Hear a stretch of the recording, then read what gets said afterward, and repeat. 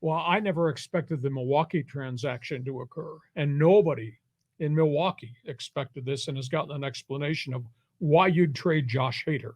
Now, this is the top reliever in baseball. This guy's got a vibrant fastball. This guy is a workhorse. It's not one batter and done, it's not one inning and out. This guy can get you 2 inning saves. Huge strikeout guy. He's got 125 saves in his career in Milwaukee, and he didn't pitch on great teams for the most part.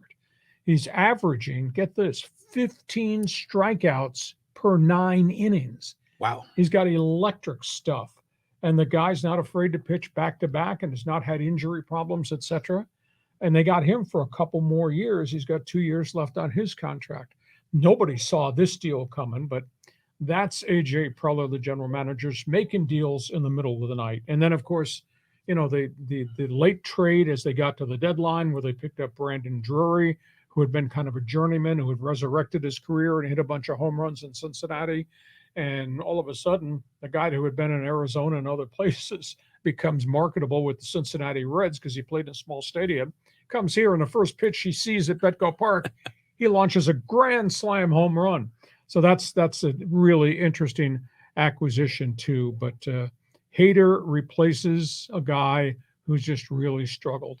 And I think people had figured out Taylor Rodgers, who had been in Minnesota that they got in the offseason. Rodgers was phenomenal. He had 19 innings without a run at the start of the season when he compiled his 19 saves. And since then, he had an ERA of over 8. And he had no bite on his slider. His control went away.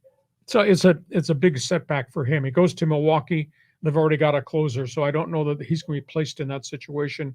Interesting to see what the Brewers get out of him, but he gave him a good half a season here at Petco Park.